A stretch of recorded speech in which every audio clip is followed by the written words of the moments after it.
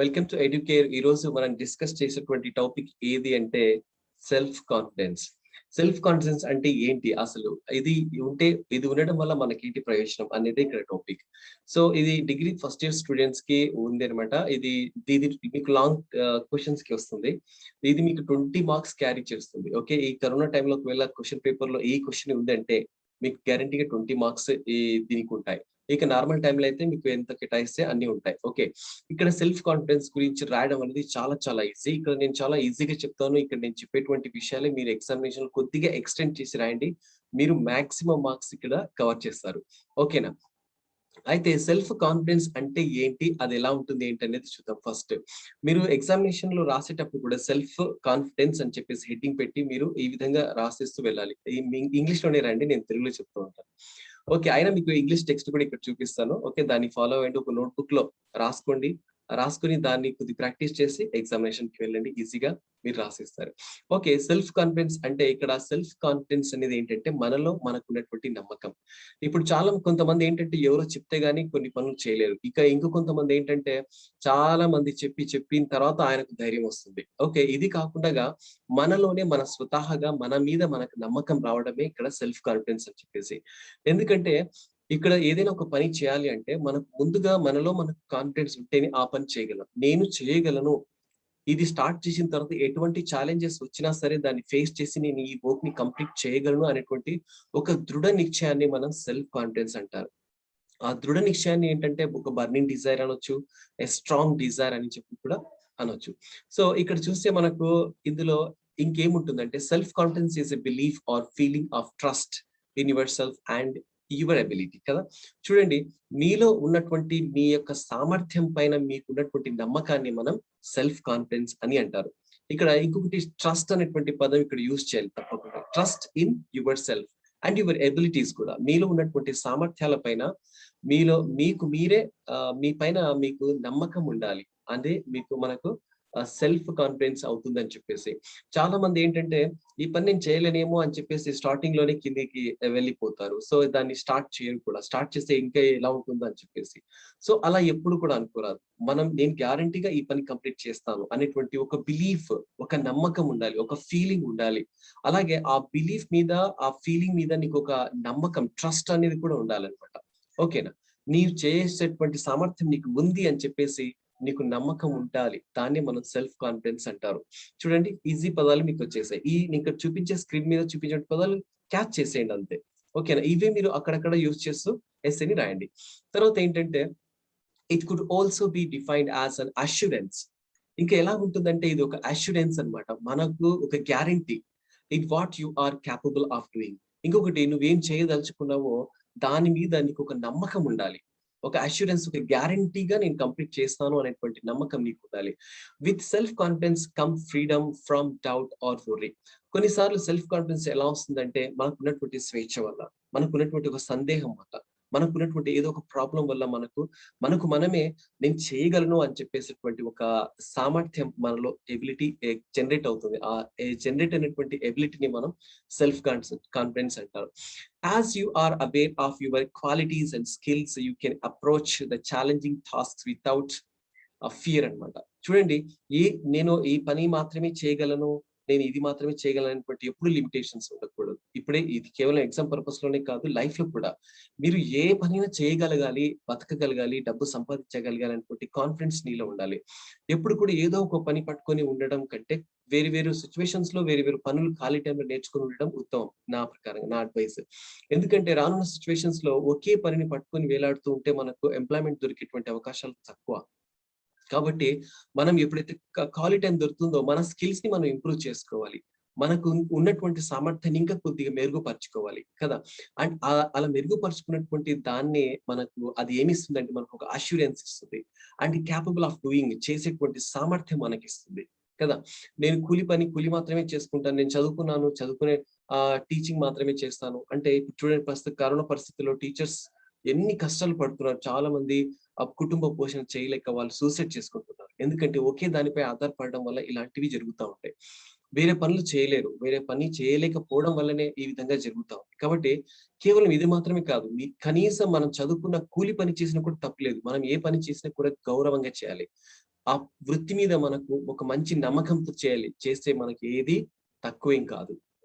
ఓకేనా? అలాగే ఇక్కడ ఇంకోటి ఛాలెంజింగ్ టాస్క్స్ వితౌట్ ఫియర్ అన్నమాట. మనం ఏది చేస్తే కూడా ఛాలెంజింగ్ గా చేయాలి. ఎక్కడ కూడా మనం వణుకు ఉండరాదు.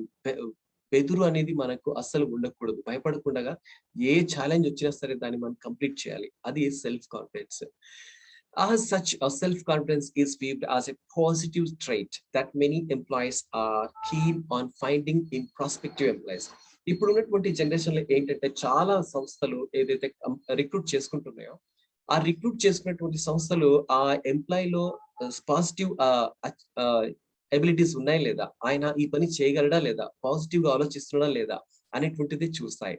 కాబట్టి మనలో మనకు పాజిటివ్నెస్ ఉండాలి. నేను చేస్తాను, నేను ఇంటర్వ్యూకి వెళ్తాను, ఇంటర్వ్యూలో జాబ్ కొట్టేస్తాను అనేటువంటి కాన్ఫిడెన్సే మనలో ఉండాలి. అలా ఉంటేనే ఏంటంటే కంపెనీస్ కూడా మనల్ని యాక్సెప్ట్ చేస్తాయి. ఎందుకంటే ఇంటర్వ్యూలో ప్రతి విషయం వాళ్ళు టెస్ట్ చేస్తూ ఉంటారు. మనకు తెలియదు ఇంటర్వ్యూ పలానా విషయాలు మనలో చెక్ చేస్తున్నారో మనకు తెలియదు, కానీ మనకు తెలియకుండానే వాళ్ళు చాలా విషయాలు చెక్ చేస్తారు. చెక్ చేసిన తర్వాతనే పలానా వ్యక్తి ఈ పోస్ట్ కు సరిపోతాడు, ఈయన మన కంపెనీకి న్యాయం చేస్తాడు అని అనుకుంటేనే వాళ్ళు అప్పుడు మీకు రిక్రూట్మెంట్ లెటర్ ఇస్తారు. ఓకేనా? Appointment letter. అది అనమాట. It is no easy thing learning to be self confidence. Overestimate your abilities and you run the risk of being unable to mentally, physically or complete risk. ఇంకా కొన్నిసార్లు ఏంటంటే మనం చేస్తున్న పని మీద ఓవర్ గా థింక్ చేయడం, ఇలా చేయడం వల్ల కూడా ఏంటంటే మనం అనుకున్న దానికంటే ఇంకా తక్కువ పని చేసేస్తాం. ఇంకా కొన్నిసార్లు ఆ పనికి మనం సెట్ కాకపోవచ్చు, అలాంటి జాబ్ కి సెట్ కాకపోవచ్చు. కాబట్టి మన ఓవర్ ఎస్టిమేషన్ ఉండొద్దు. ఓవర్ ఎస్టిమేషన్ అస్సలు కూడా ఉండొద్దు. ఇంకోటి అండర్ ఎస్టిమేట్ కూడా ఉండొద్దు. మనం ఈ పని నేను చేయలేము అనేటువంటి అండర్ ఎస్టిమేట్ కూడా మనకు ఉండొద్దు. సో ఇవన్నీ లేకుండా మనం కంప్లీట్ గా ఒక సింప్లెస్ట్ వేలో దాన్ని మనం కంప్లీట్ చేయాలి. సింప్లెస్ట్ వేలో ఎప్పుడైతే మనం కంప్లీట్ చేస్తామో అప్పుడే మనకు సెల్ఫ్ కాన్ఫిడెన్స్ అనేది వస్తుంది. మన బలం ఏంటి, మన బలహీనత ఏంటి, మన knowing our strengths and weakness, sticking to your strengthness while trying to improve your weakness. ఇక్కడ ఏంటంటే మనలో బలహీనత ఏంటి, మన బలం ఏంటి, ఇవి రెండు తెలిసిన తర్వాత మనం బలహీనం వైపు వెళ్ళకూడదు, బలం వైపే వెళ్ళాలి. ఇది నా బలం కాబట్టి దీనిపైనే నేను విజయం సాధిస్తానని చెప్పేసి మనం దానిపైనే ప్రయత్నాలు ప్రారంభించాలి. ఓకేనా? This can be done by reflecting on past accomplishment and determining which were easy to complete, which difficult. Through this process you will gain a better understanding of what you know are passionate about it. నువ్వు ఎప్పుడైతే నువ్వు అనుకున్న దాన్ని complete చేయగలవో నీకు ఒకటి ఇది ఏంటంటే ఒక అకంప్లిష్మెంట్ వస్తుంది. నువ్వు చేయగలవా లేదా అనేటువంటిది ఏంటంటే ఒకసారి పాస్ట్ గతాన్ని నువ్వు చూసుకున్నట్లయితే గతంలో నేను ఇంత కష్టపడి చేశాను కదా, ఎస్. ఇంకొకటి ఒక కంపెనీ ఇంత కష్టంగా ఇచ్చినటువంటి ప్రాజెక్ట్ ని కంప్లీట్ చేశాను కదా, మళ్ళీ ఇదేందుకు చేయలేను నేను అని అనుకుంటేనే మనకు కాన్ఫిడెన్స్ వస్తుంది. ఓకేనా? 10th క్లాస్ చదివారు, ఎంతో కష్టం అని అనుకున్నటువంటి 10th క్లాస్ కంప్లీట్ చేశారు, ఇంటర్ కంప్లీట్ చేశారు, డిగ్రీ ఇంగ్లీష్ చాలా కష్టం అనుకున్న దాన్ని మీరు డిగ్రీ చదివారు, పాస్ అయ్యారు కూడా. మరి మిగతాది ఎందుకు చేయలేం మేము అనేటువంటి కాన్ఫిడెన్స్ మీలో రావాలి. ఓకేనా?